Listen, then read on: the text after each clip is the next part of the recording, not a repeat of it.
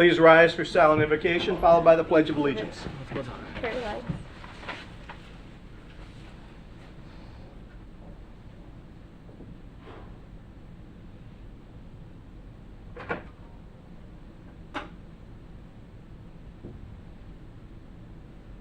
Amen.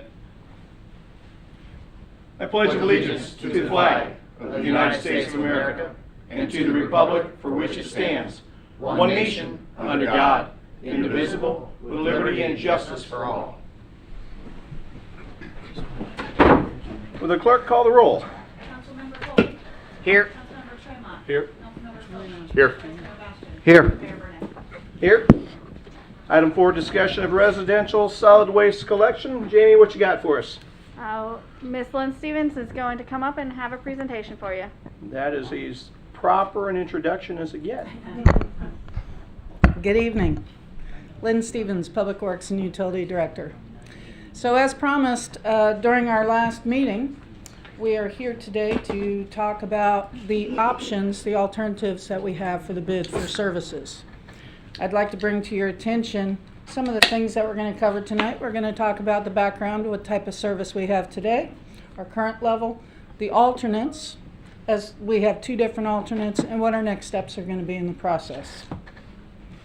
We were asked by quite a few residents what would be the option for going with 1 day a week service for residential garbage.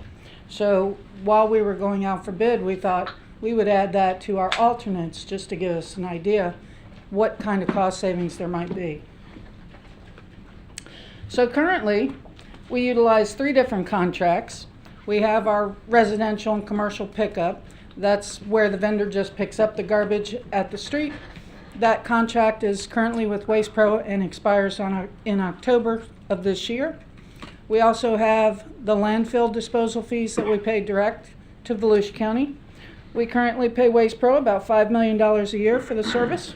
We're paying Volusia County about $1.8 million a year for the landfill tipping fees. And then we have our recycling, which is about $155,000 a year that we pay for that service. Again, the collection company takes the garbage and the recycling and yard waste. When they pick it up, they either take it to the landfill or they take it to the recycling center.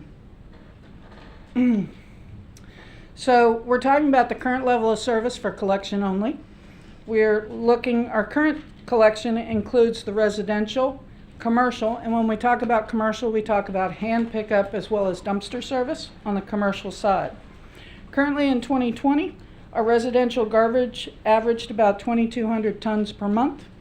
Our commercial garbage, we collected about 994 average tons per month. Yard waste was about 798 tons per month. Recycling was 87 tons per month. The household rate is $18.67, and that rate has not changed since 2014. Our costs have increased, but our rates to our residents have not. When we talk about residential curbside service, our current level of service includes 2 day per week service, that the residents provide their own containers. We have 24,423 residential customers. They pick up bulk waste, white goods, electronics, and tires curbside.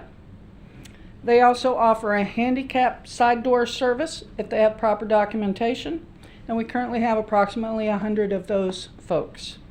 Couldn't help but notice when I was going through the agenda packet the other day how that picture kind of stood out to me as being somewhat familiar. Being somewhat familiar? Yeah. Was that your house? Well, the first thing that stood out, I saw the green lawn, and I'm like, well, that's not what it's like right now, that's for sure. But yeah, that was 2016, I believe, Matthew. Yeah, your paint job on your car looks pretty good then. Yeah, the red on my car It wasn't is a the lot reason better. the picture was in there, by the way. I didn't know it was your house. I didn't think you did, otherwise I know there's No. no way in the world you'd ever used it. Did not know that. Yep. Our current level of service also includes 1 day per week recycling collection, 1 day per week yard waste, and they do have a claw truck that comes around by zone once a week and picks up any large items. Multifamily and mobile home parks are included in our residential curbside. If their units up to 20 units, they get the same service as residential. The dumpster, if they're over 20 units, they'll generally go to dumpster service, with the exception of some of the mobile home parks that still have residential curbside pickup. They're all charged as residential units at $18.67 a month currently. It just doesn't have anything to do with our contract, but just it prompted a question. You Sure. mentioned the like apartment units and their dumpsters. Has there been, I can remember living in apartments where sometimes those dumpsters were absolutely massively overflowed and disgusting trash everywhere. Has that curtailed at all? Have you seen any, heard or any issues of that pertaining? The question I would ask is, if so, do we need to require additional dumpster units on these places? So very good question. I want to say we do not have that problem anymore. Our solid waste manager, McNeils, does a wonderful job policing that.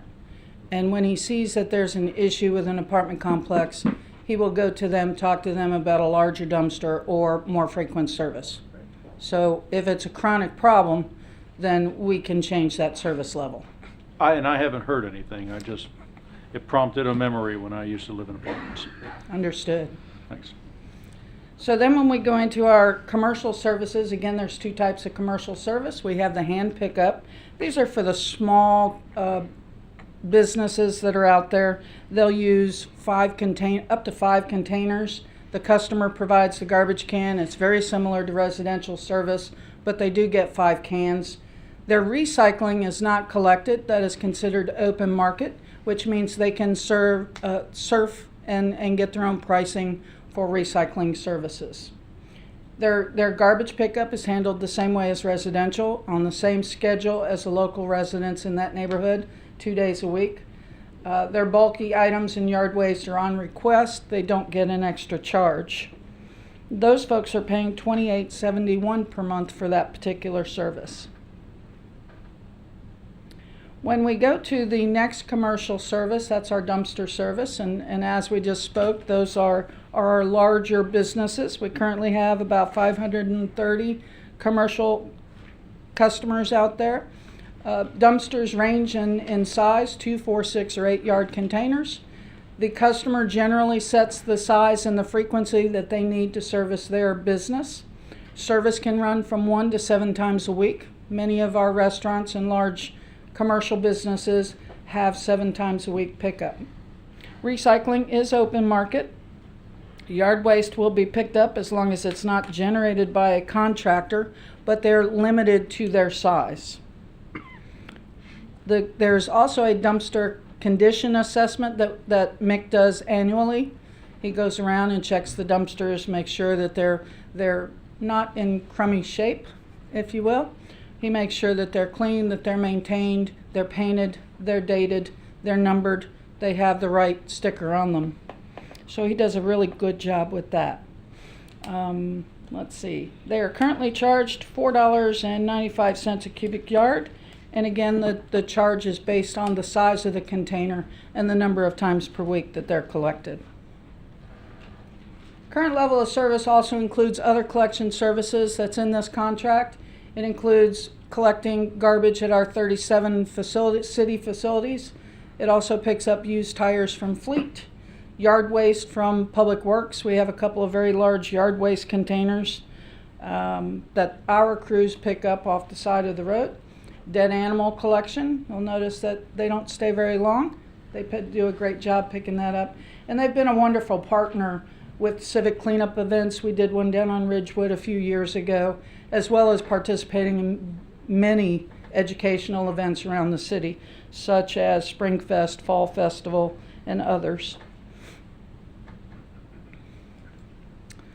So that's our current level of service. That's our first option, is current level of service. Then we get into alternate number 1. Alternate number 1 only affects residential and commercial hand pickup services. Does not impact commercial dumpster services and does not impact city service. So the change here is that we would go from 2 days a week to 1 day per week. The customer would still provide their own containers. They would still receive 1 day a week for recycling, open market again for recycling for the commercial hand pickup, and 1 day a week yard waste and bulk service. So nothing else would change, except they would go from 2 days a week to 1 day a week service. I did some pros and cons to you. Of course, the pros would be the reduced cost of collection, because the truck does only need to go there once a week instead of twice. It does promote recycling. The cons, of course, are the major change to our customers. Customers would have to hold on to their garbage longer. Instead of getting twice a week pickup, they would have once a week pickup and would have to maintain that garbage on their site. There's issues when service is missed. Of course, then you would have to hold it for 2 weeks. There's no special pickups. Do you have a question? Do you have an idea, of at least a ballpark of cost savings of what that would be per household? Not per household, and I'll explain that when we get a little bit further into the presentation. I'll give you all the breakdowns for collection service and what that means from a cost standpoint. When it comes to the cost for the resident, I can't tell you that yet because I have to finish the rate study. We are going through a rate study to see exactly what our cost would be, and that is based upon what we're going to be paying these vendors. So there will be an increase to the residents. I personally think either way, because again, we've been at 2014 rates. We have not raised solid waste rates, but our costs to our vendors have increased regularly. Even our cost to Waste Pro has increased every year. Gel, of course, has significantly increased. So if we go to if it changes one of the alternates 1 day a week, the residents' monthly cost is still going to go up? I believe for it less will. Service? I believe it will. Okay. When we look at the When we originally others, signed Waste Pro, this was a recession era contract. And we, even in 14, when we went up a little bit on rate, those were off of recession era prices. Yeah. No way they're going to stand for a reduced service and an increased Which is- rate. It's not going to happen. Yeah. just Wow. wanted Why to we put it provide out you all there. alternatives. Okay. That's why the RFP was out there. Okay, so the other con would be the possible increase in bulk pickup, where people would have larger items out there to be picked Oh, up. yeah. So there would be that. It may even sit out there a little bit longer while they get the claw trucks to come around. So alternate 2 is basically the same as alternate number 1, with the exception that the vendor would provide the container. So they're talking about, if they're providing the container, they're going to provide a 96-gallon can, which is one of the large cans on wheels that they would have automated pickup, where the trucks would come and mechanically dump the containers into the truck. Everything else there would stay exactly the same. So those are our alternates. Again, the cons on alternate 2 are pretty much the same as alternate number 1. The pros, of course, are the reduced cost for collection services. It does promote recycling, and the vendor would provide the cans on wheels. So when we get to the summary of cost, when I looked at the cost, I looked at only the cost comparison of residential and commercial hand pickup, not the commercial rates. If you look at the entire contract, currently we're at just under $5 million a year for the Waste Pro contract. That is going to go up a little bit depending on which alternate that we choose. So if you look at the base bid, the cost will go up about 1.11%. If you look at alternate number 2, you'll decrease those costs by 12.6%, and you'll reduce the rates by the cost to the city by 5.8% with alternate number 2. Of course, these numbers change all the time. The percentages will not, but the dollar values change based on how many new homes come in, how many people move in, how many people move out. That number changes on a regular basis. And Lynn, for clarification, we need to state that this is just the Waste Pro portion of our total cost. Yes, sir. This does not include gel. This does not include the dumping fees. So when we say that we would be reducing our costs by 12.6%, we'd only be reducing this portion of our cost.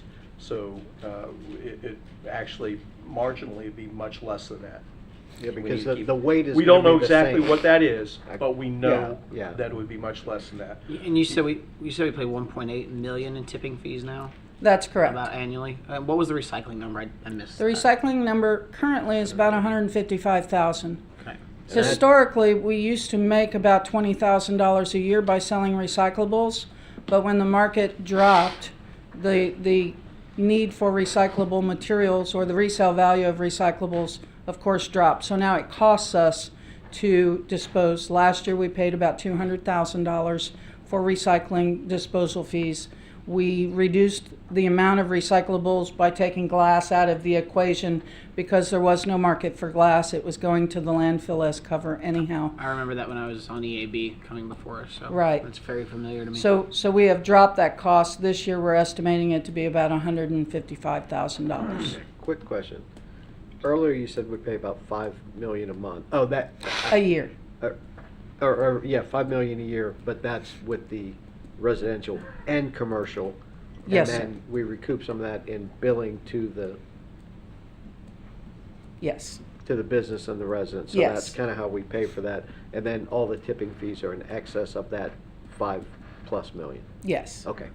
So if you look at this particular slide, see our current cost based on the base bid Yeah. for just residential commercial hand pickup is $3,605,000 and change. Yeah, okay. So am I understanding correctly that basically the entire contract for this is about $7 million between if you add the tipping fees and the recycling fees as well as the entire contract, it runs to be right around $7 million annually? Yes, sir. Okay, thank you. And that doesn't include staff. It doesn't include anything else to operate the department. Okay. I did want to bring to your attention that the new contract with Waste Pro does have a clause for annual increases. So they can increase their rates to us up to 5% based on the Consumer Price Index for solid waste. How often can they do a 5% increase annually? They cannot do any more than a 5% increase. It will be based on the CPI. So there's a national Consumer Price Index for solid waste collection. So we'll use that as our standard. They can't exceed that. And if the CPI goes up more than 5%, they cannot go up more than 5%. Generally, CPI is about 2%, 2 to 3%. And they have the right to do that annually, so we could expect them to do 2 to 3% every year for the next several years. And they For have the been. contract. They have been asking for those rate increases. The previous contract had conditions where they could ask for the rate increase. There was a very long calculation. We streamlined it a little bit. We based it on solid waste CPI under this new contract, and we put a cap on it. Historically, they were able to not only increase the rates to us every year, but they were also every 6 months allowed to give us a fuel adjustment charge, which we have removed from the contract since that is part of the CPI adjustment. That's included in that adjustment. That might end up being some excellent hindsight on your part. I wish I could take all the credit. Well, all right, on staff's part. Staff did a marvelous job on this one. So, yes. Okay. It's good when they make you look good. Yeah, I know. They do such a good job at that. So, the only thing that staff and I talked about is when we're looking at the different alternatives, the alternate one we did not care for. We were concerned that with alternate one with residents providing their own garbage containers instead of having the vendor provide the container would wind up being a bigger problem. We would prefer, if we are going to consider a 1 day a week, we would recommend alternate number 2 over alternate number 1, so the vendor provides the containers and we are consistent with container sizes. So what's next? So I'm looking to council to maybe get a little bit of direction from you on what level of service you would like us to pursue, because we need to finalize the contract, bring it back to council next Tuesday. We're working with legal on a very tight timeline. This is our final little morsel to finish that contract and present it to council for final contract award. We awarded the bid last week. We're determining level of service.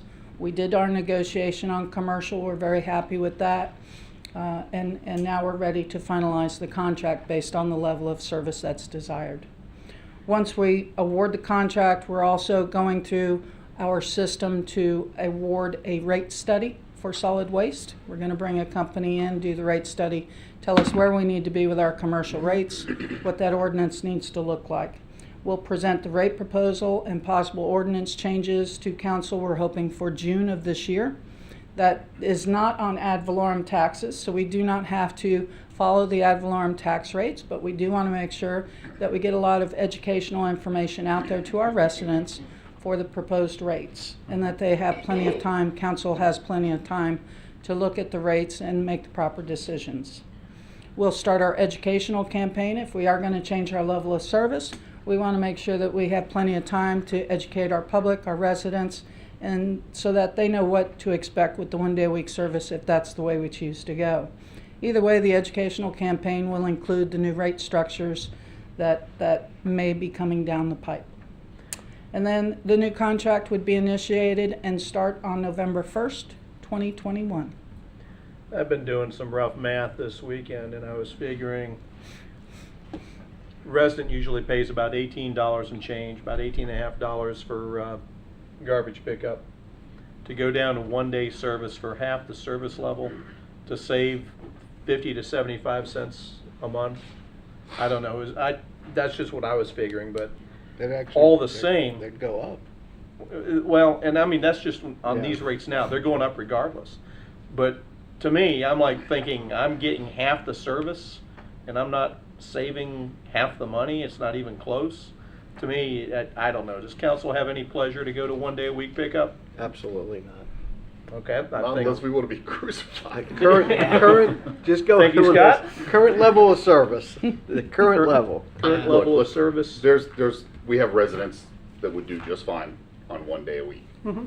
But I feel very confident that we have a large majority that's just not going to work. I don't, you know what, it could be 30% of this. It could be the large majority that would be fine with 1 day. The other 30%, it would be so ridiculously hard on them. Yeah. I was going to ask if you guys are up for 3 times a week. Hey, what you do at your house is your business, Chase, but I think the current service level, we have a consensus on that. I'm fine with keeping it with the containers the way they are, unless I anybody provide else. my own can. I don't have a problem with that. I think it's kind of if it ain't broke, don't fix it kind of deal. Does anybody want to go to providing containers? No. I don't see any interest in I doing don't that see as any well. interest. So if it ain't broke, don't fix it. Yes, sir. That'll be our direction. Okay? Good.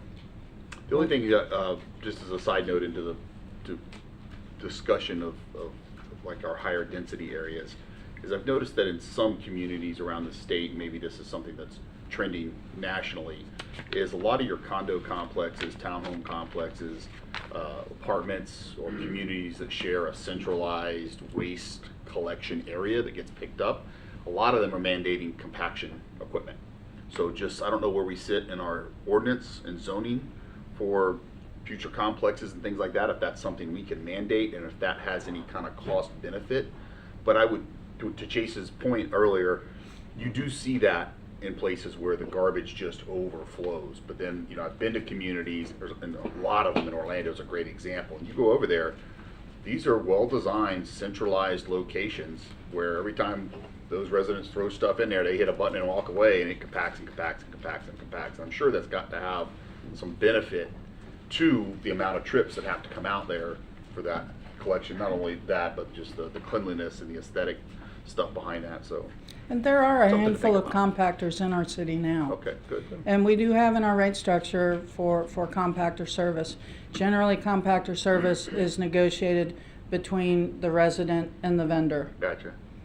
But is that something like that we would look at for future stuff where, I don't know, we could be part of our zoning? So I would have to get with Tim on that, and I Okay. certainly will do that. But I do know that there is one community that's under construction and has sold quite a few units already, where they have already talked to the city about converting from dumpster to compactor Cool. service. So yes, Some discussion for another night, but just an idea of what we're talking there's an about. avenue for that. We have it laid out as compact service in the bid contract, so Okay. so it's addressed in the bid. Great. It's addressed in our rates. Perfect. Okay. Do you have any Excellent. other questions for us, or is your direction crystal clear? Direction is crystal clear, sir. Thank you. All right, thank you. Thanks, Lynn. Item 5 is the City Hall tunnel repair options. Let Guess me who? guess, is, Lynn Stevens presenting? That would be me as well. Lynn Stevens, Public Works Utilities.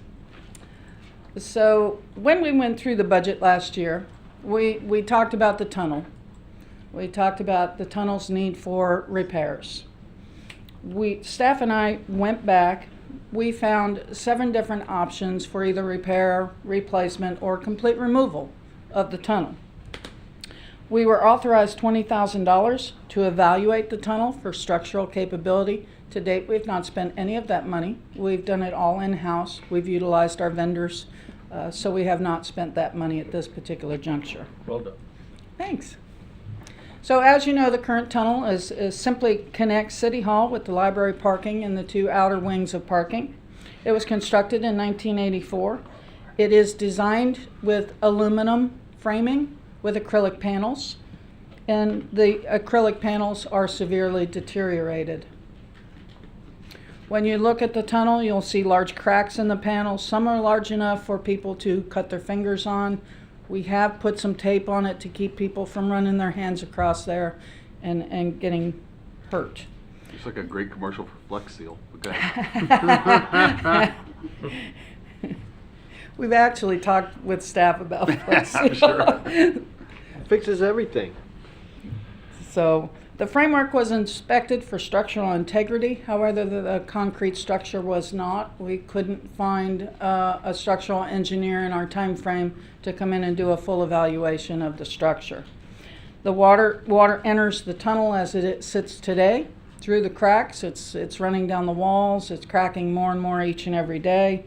The tunnel has no drain in the floors, so therefore when the water gets in the tunnel, it winds up puddling and creates quite a slip and trip hazard for us.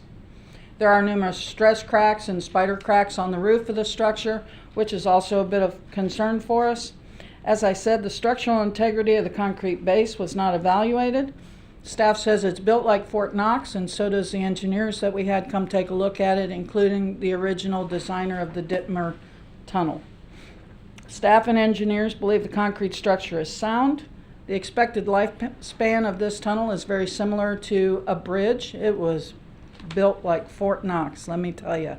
We found the drawings for the construction of this tunnel, and its expected lifespan is over 50 years. So we're not at the end of its lifespan. Again, the framework is made out of anodized aluminum, and it has been evaluated by the contractor. So we believe that the structure is sound. The aluminum framing is sound, but the panels have reached their life expectancy. So we looked at the different options on what we could do with the tunnel, and of course the first one was to just replace the acrylic panels like for like. So there's the cost estimate for this about $104,000. It would reuse the existing frame. We wouldn't have to do major construction. It's considered a repair. Therefore, it would not require an engineer to do the repair, to sign and seal the drawings. Some of the pros would be that we would have no change to the drainage. The walkway would stay the way it is, although we would reseal the surface. We would add some additional louvers to give a little bit more cross breeze through that tunnel. If you've ever walked through there in the summertime, you'll know how hot it gets through there. So we plan to put some additional louvers at the bottom, change the style of the louvers a little bit, but use the same structure. Again, we would not be required to do engineering to do like for like. We wouldn't be required to do permits. We've talked to the permit department since it's a repair. And we could use that $20,000 that was budgeted towards part of this repair cost. So that's 104, you say? Yep. I have given you a Minus little 20. breakdown in the presentation You with don't all even the have to costs. write it down, wait till the slide comes up, you'll have all the prices. It's at the bottom. So option number 2 is to remove the tunnel altogether, including all the panels, all the structure, and install a fence across the top. So you'd think that would be relatively inexpensive, but that winds up being about $104,600. There's only $2,200 or $22,000 for the actual fence, but it's all the drainage work that would have to happen in that structure. That was gonna be one of my questions. If we did anything open air, would we have to add drainage? So- Yes, sir. And the construction of this tunnel, the way the rebar is and as thick as that concrete is, they actually have a 12 by 12 square that we would have to drill through to put drains underneath that tunnel. And then we would have to redo the surface so that all the water goes to the drains. It's going to cost about $83,000 just to put the drain system in. Wow. So it would also need to have engineering, signed sealed drawings. We would have to have permits since we're changing the design of the tunnel as well. So we looked at the next option would be instead of putting fence up there, just to do handrails. So that was another option that we looked at. It was about $27,500 just for the handrail, but when you add in the drainage system that has to be installed, another $83,000, you're upwards of $110,000 now in order to put that system in. Plus engineering and everything else. Plus engineering, plus permits, yes. We looked at number 4, which is kind of a change to option number 1, where we took the fence and we actually curved the top. We were concerned about some of the kids maybe walking along that handrail, climbing on the handrail, going over the handrail, throwing things over the handrail. So we thought, well, maybe the option of putting a fence with a curved arch at the top would help prevent some of that from occurring. So the fence would cost $75,000 for that arched fence. And again, you'd have to put in that drain system for another $83,000. So we're looking at about $157,500 for that one. Again, you have to have that drain system in order to keep the water from just sitting on the tunnel. There's just no way for water to get off of there. We looked at different options. We even thought about, well, could we put concrete on there and bring it down to either side and put just 2 drains instead of multiple drains down the center? But in doing so, you add such a weight load to that tunnel, it was recommended that we not look at that, because you'd have to have almost a 9-inch hump in the middle of the tunnel to get the proper slope to get it out. Again, you would need to have engineering fees and permits to change for this option. So then we went to option number 5, and you notice that these are getting more expensive as we go through. Option number 5 is You'd to... be a lousy marketer. Marketers start with the most expensive and work backwards. I know. I'm glad you I didn't knew what want to to give do. you sticker shock. Yeah, So, yeah. so option number 5 is to use tempered glass, so that aesthetically it looks very, very nice having the tempered glass there. But again, it's $84,300 for the tempered glass. Then you have the $83,000 for all of the other items that have to come with that for the drain system. Yes, sir. What about the tempered glass for option 1 instead of the acrylic? So you can still see out. So, yes, you can do that tempered glass. I don't How much more know if expensive the is it? aluminum frame can handle that. They're recommending that if you're going to do the full dome, that you stay with the acrylic panels and not the tempered glass because of weight. It's my understanding. Wouldn't mind exploring that. Be nice Okay. to see out of there, if it could handle it. Again, the tempered glass just going halfway up is $84,300. Just for the glass. That's not counting. Okay. Yeah, because then you still have to add the money for the drainage on that. Yes. Okay. So option number 6 is to put a barrel roof. Leave open sides or put mesh sides on it and just put a barrel roof over top of it instead of the acrylic panels. You'll see this on a lot of walkways. When you go around different communities, you'll see barrel roofs over the top. This came in at about $212,000. Was $129,700 just for the barrel roof for the aluminum. And another $83,000 for the drainage system if the sides were left open.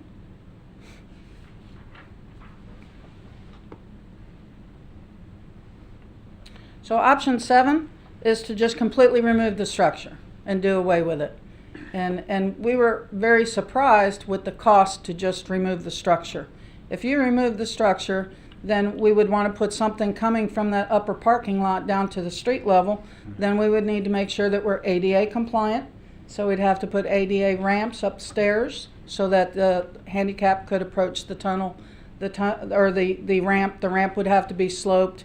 We have to have certain areas where there's a flat space for them to come down, stop at a flat space before they go to the next level and down.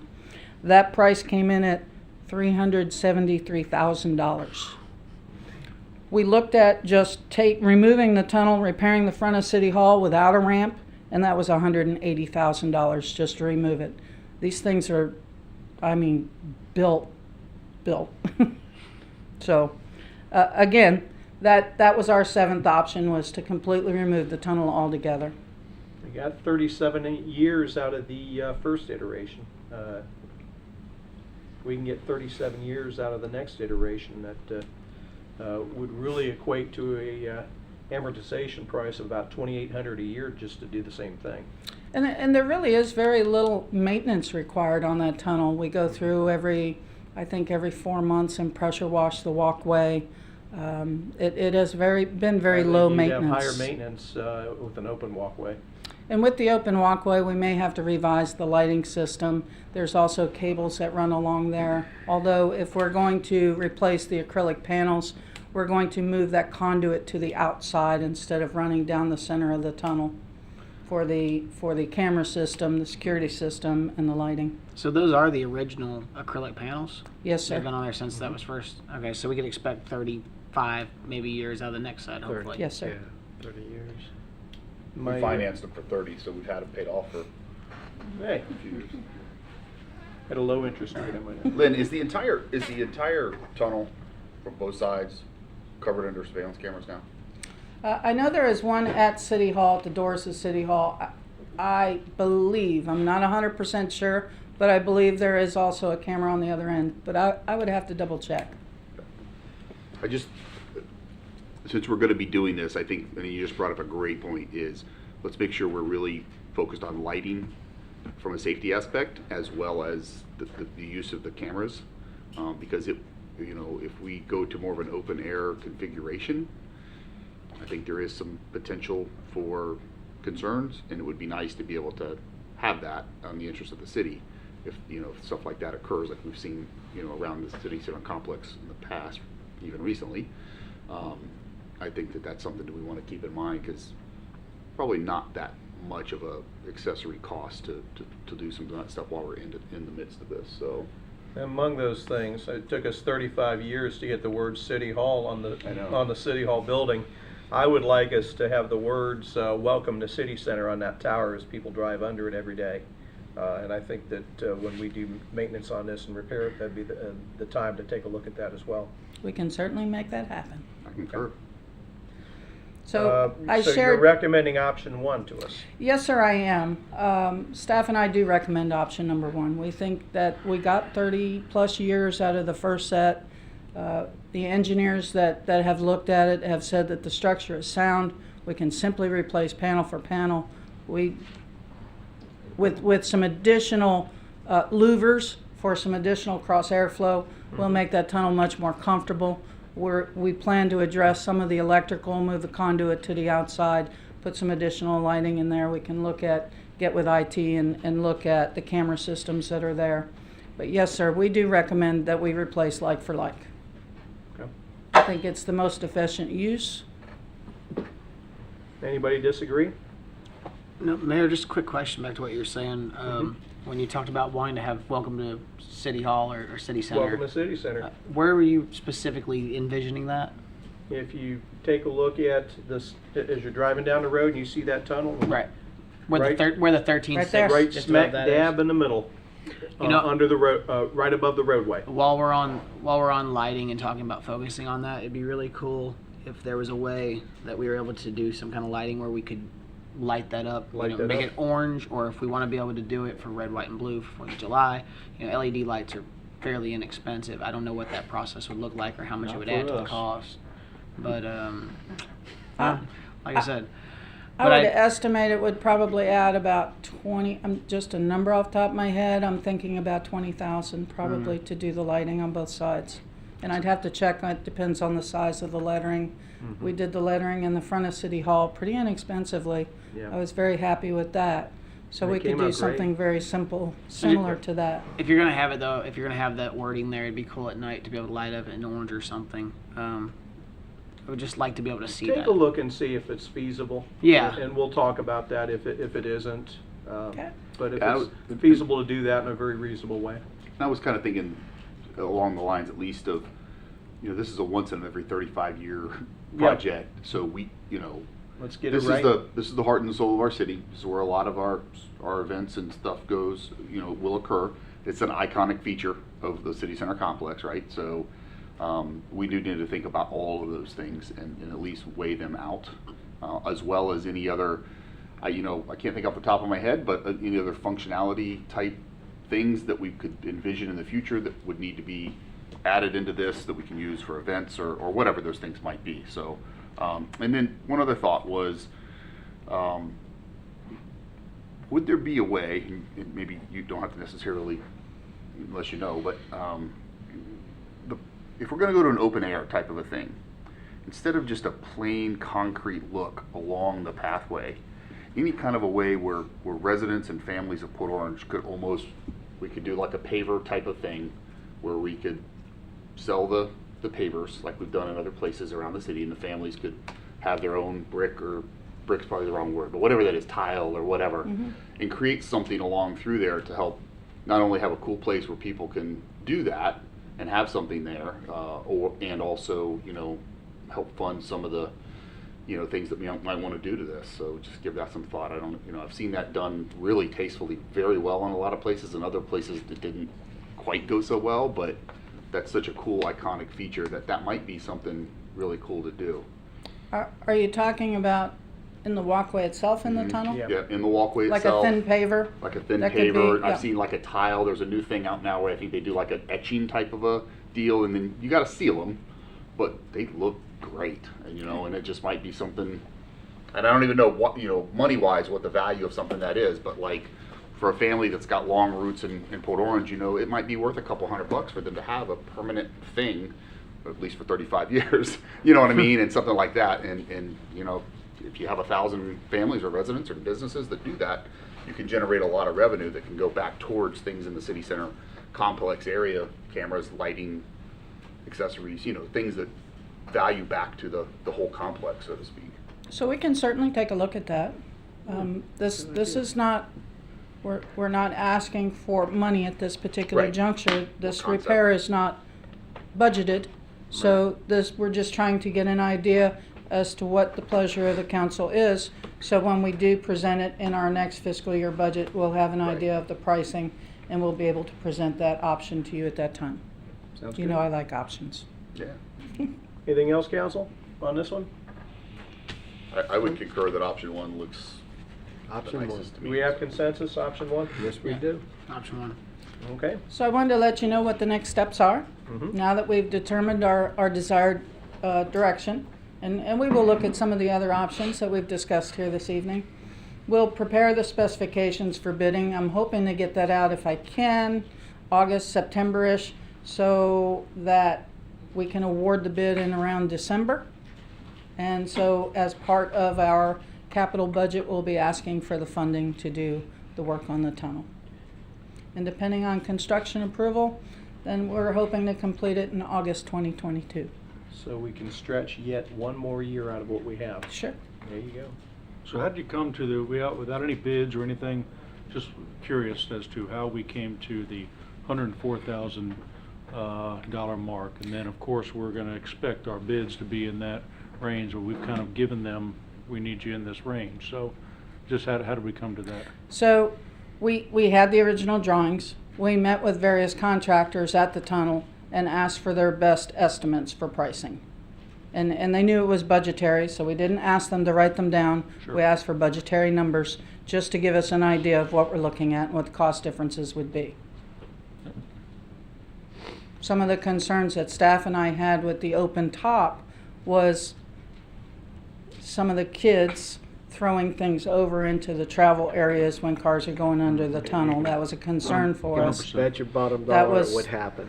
And if you also look at the tunnel, you can see in the evening, a lot of times kids ride their bikes and you can see the bicycle marks up on the wall of the tunnel. So that was another concern for us, was safety factors. Impressive. So, Very good. Okay. Thank you. thank you. That brings us to item 6, strategic plan implementation update.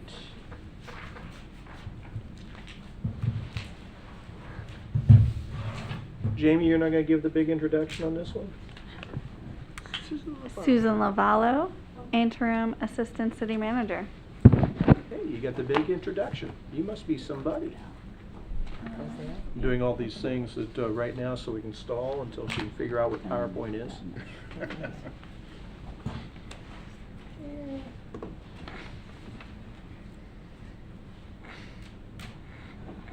Maybe.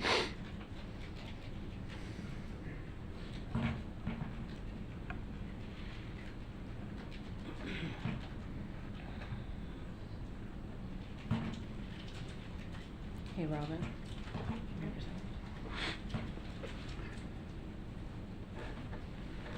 This is a robust PowerPoint presentation, so you'd almost think Alan Rosen was still Oh, here. okay, gotcha.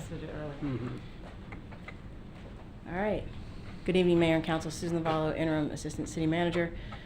So what we have for you tonight is an update on the strategic plan, which we put into play in 2017 after planning sessions in 2016. We sent you 2 attachments. The implementation plan is kind of every single item that's in the plan and where we are with that. I'm not going to go through that today unless you have any questions on it. This is going to summarize that plan to kind of tell you where we are and what we have left to do, and kind of some recommendations from staff as we move forward. So this is our current vision that we did back in 2016. And then our current mission statement, which you see a lot on the posters around the city and in different departments. So again, in 2017, our plan expires in 2022, and council gave the direction for us to put in the budget to ask for money to go ahead and do a new plan in 2022 that we will then implement in fiscal year start of 2023. So current goals, this is the order of importance that the council agreed on, they wanted to stay with as we move forward through the plan. So the current plan consists of 6 goals, 37 priorities, and 164 key tasks. Since 2017, staff has completed 113 of those, or 69% of the plan has been completed thus far. So your first goal was public safety, and out of the 6 priorities and 32 tasks, 29 of them were completed, 2 are outstanding, and 1 was pushed or moved. So, so they've done a really good job working through some of theirs, and when we get to the end, we'll kind of talk about the things that are going to get pushed or moved. So if you have any questions on those, we'll get to that towards the end. Some of the points of interest of just some of the highlights that we've accomplished over the last few years: the fire department began running the 12-hour ambulance service and transported almost 2,400 residents. They completed the Kent plan, and they designed the fire training tower, which the bids were currently opened, and we'll be awarding that shortly, and their training program is underway. The police department began the Citizens Academy. Up until, of course, COVID, they were running that Citizen Academy annually. They partner with the Volusia County Schools on safety initiatives. Again, COVID kind of has stalled that a little bit, but I know they're looking forward to get back to that. And they developed software tracking and mapping specifications for crime data so that they could use that data in order to enforce things in our community. Infrastructure had 23 key tasks, 13 are completed, 7 are in process, and 3 are outstanding. So infrastructure, the White Acres septic to sewer project was a big thing in 2017. We wanted to try and convert as many as we could. They converted 25 of the 47 homes, along with converting 22 other city properties. They replaced some generators at the fire stations out of our capital improvement plan, and they completed the Sleepy Hollow and the Stormwater Master Plans Phase 1. In addition, they completed the utility modeling for wastewater collection and reclaim distribution and potable water distribution. So they've accomplished a lot of big things, and help us plan as they move forward, and will coincide with their capital requests that you'll see coming up in our budgets. Quality of life, 31 key tasks, 19 are completed, 6 are in the process, and 6 are being recommended to be pushed or removed from the plan. So worked with TPO on trails in the city. We secured a lot of other people's money, which is always a good thing for construction of some of those trails. We built the phase 2 of Riverwalk Park, and we're currently in design for phase 3. We completed the median enhancements to Dunlawton and US 1 and completed the remodel of the old PD. And again, it's not everything, it's just kind of some of the highlights. Economic development had 28 key tasks, 19 are completed, 3 are in the process, and 6 are being looked at to be pushed or removed. So some of the points of interest here: worked with the Chamber, Team Volusia, Drive New Business. They completed the Port Orange Pride and Keep It Local branding campaigns we've seen over the last couple of years, and they've developed some incentives to attract new jobs to our area. Fiscal sustainability, 27 key tasks, 19 are completed, 8 are in process. We have none that are outstanding or pushed, so we're currently working towards completing that portion of the plan over the next year and a half. Points of interest: reduced unfunded liability in our pension plans. They hired a full-time grants manager, and they updated our chart of accounts. Organizational excellence, which is our last goal, had 23 key tasks, 14 are completed, and 9 are in process. Some of the highlights there was Workday. That was a big undertaking by the staff, which you all are very much aware of. They established some social media presence with 7,400 Facebook friends, established positive working relations with our unions, redesigned the city's website, which had 368,000 hits last year, which is kind of a crazy number. When I saw it, I was like, wow, that's a pretty impressive number. So Over 1,000 a day. yeah, so that's a good thing for us to keep striving to get people to come to our website to find out what's going on in our city and what good things we're doing.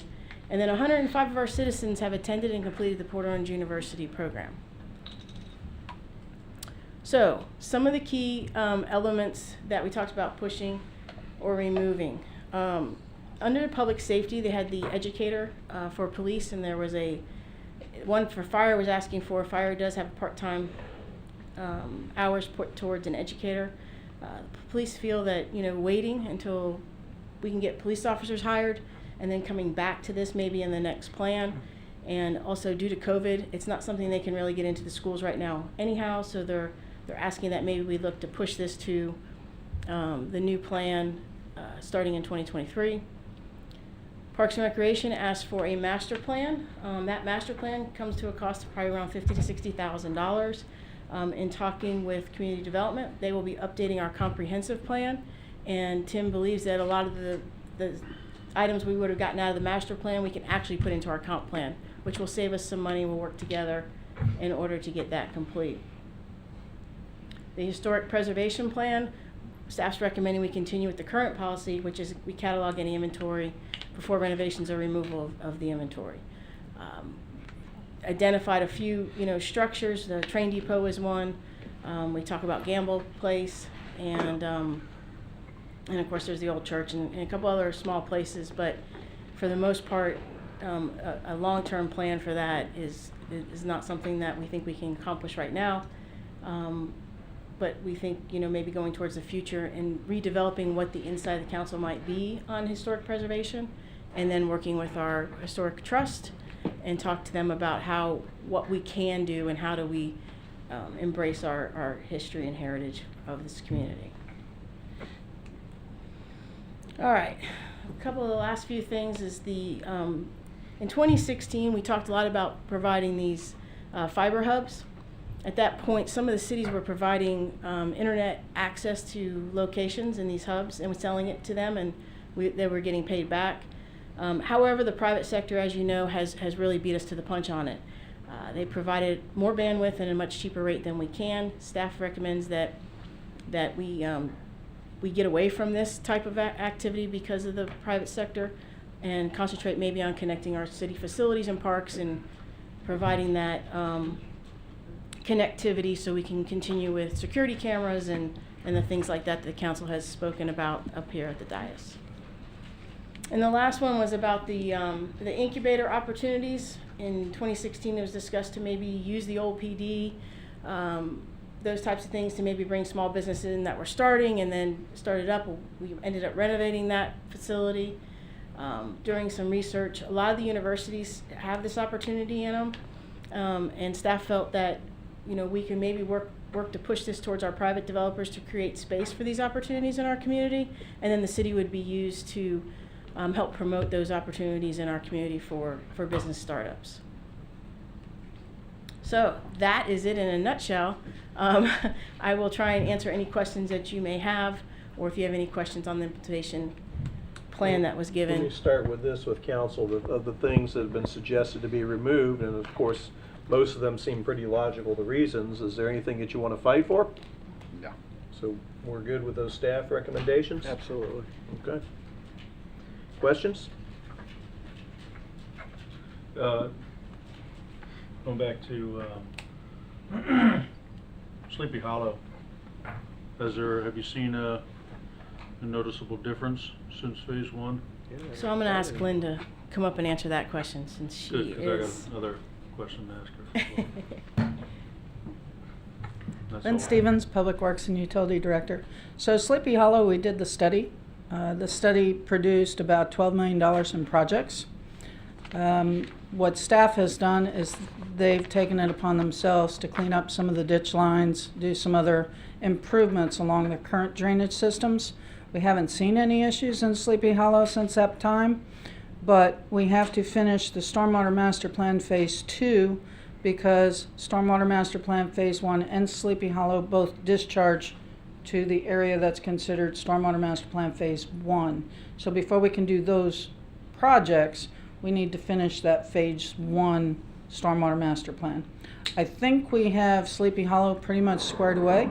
I've not heard anything from residents. We've kept communication with the residents.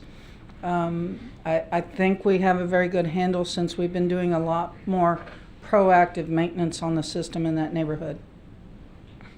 And follow up relating to stormwater, Virginia Monroe, where are we at with Yes. that thing? We are getting down to the wire on that one. They are finishing ahead of schedule and under budget. Very good. So we're very happy with that project. The ponds are You better tap more than completed. twice there when you say under budget. I tapped at least twice. Okay. Yes, sir. So most of the main infrastructure is completed. They're doing a lot of the cleanup work at this time. So that's where we are with that project. I expect it to be done in the next couple of months. Be ever grateful to see the project done, not just from the standpoint of its impact, but on the impact we put on them every day while the project's been going on. Yes. They It's want been a their roads long back. time It coming on surely that thing. has. Holy goodness. It will help that neighborhood recover much faster from heavy rains and storms in those neighborhoods. We'll be able to pre-position the ponds, get the levels down before a storm event occurs, and we'll be able to get that water out of that neighborhood much quicker. It will not eliminate all flooding. The project was not designed to eliminate all flooding, but it certainly will recover much faster. It feels like yesterday Bob Ford and I were walking neighborhoods out there together. And those people over there are very appreciative. They feel often forgotten, far too often, so I'm glad to hear that. I have a couple of residents that call me on a regular basis. Yeah. Very good. Thank you, Lynn. Sure. I don't think you'll lose your friends just because you don't hear from them all the No. time once it's done.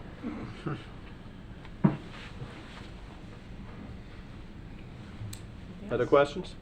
Just a couple of comments. So I would just say, with regard to what Lynn was just talking about, hopefully the lessons of the past will not be forgotten as quickly as I think they have been in the past. And I say that because a lot of the flooding issues that we've experienced in the past 10 years, a lot of things, and Lynn, you can jump right on up here and correct me if I'm wrong, but a lot of things I believe can be attributed to not following plans that were put in place, not having the staff and the team that we have now and the oversight, and not utilizing a lot of the investments that were already made the way they were designed to be made. And council has to bear responsibility moving forward to always remember that, yes, there's a cost to maintenance, there is a cost to equipment, but there is a huge cost to failure to maintain, and failure to staff, and failure to have that equipment. And, you know, Sleepy Hollow is a great example of that. You know, that is an area that definitely needs some more work, but we can mitigate a ton of it. And the staff and the team we have now has shown that they can do that. And yeah, you know what, it might not always look the prettiest when you got to haul pumps out there and you have a plan in place, but it can be done, and it can be done at a tremendous savings to our residents, and a lot of reduced stress and things like that on our residents when these storms do come into our area. So, you know, just to comment in on that anyway, that's a huge aspect or part, if you will, of what we have to always keep in mind, because we do, you know, things are over, you move on to the next thing. And that's easy to say. I mean, Yeah.